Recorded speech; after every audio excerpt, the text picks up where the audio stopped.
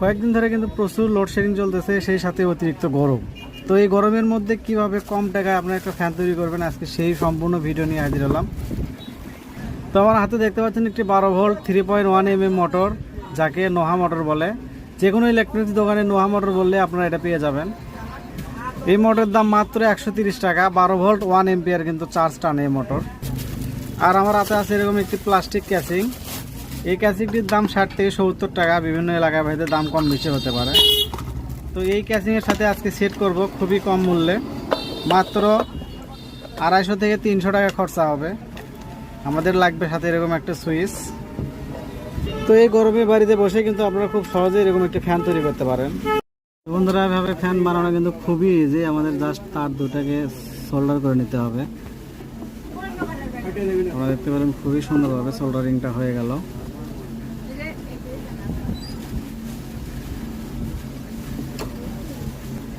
এভাবে তার দুটো সোল্ডারিং করে নিতে।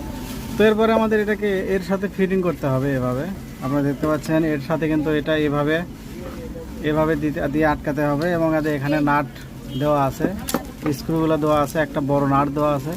এই নাটের মাধ্যমে কিন্তু আমাদের এটা আটকাতে হবে। ভিডিওতে দেখানো হবে কিন্তু খুব সুন্দরভাবে এটা সেট করা যাবে। আপনারা কিন্তু বাড়িতেই খুব অনায়াসে কিন্তু এটা সেট করতে পারবেন। দেখুন ইজিভাবে কিন্তু এটা সেট হয়ে গেল। এটা সেট করা কিন্তু খুবই সহজ ব্যাপার। এখন জাস্ট আমরা এখানে নাটটা আটকায় দিলে কিন্তু হয়ে যাবে। আর এটা কিন্তু 3.1 mm মোটর। এই মোটরের পাখা কিন্তু অ্যাভেলেবল পাওয়া যায়, মাত্র 20 টাকা 30 টাকা দাম। তো বন্ধুরা, এটা এভাবে লাগানোর পরে আমাদের এই ব্যাক সাইডে একটা ছিদ্র করে নিতে হবে তারটা পার করার জন্য।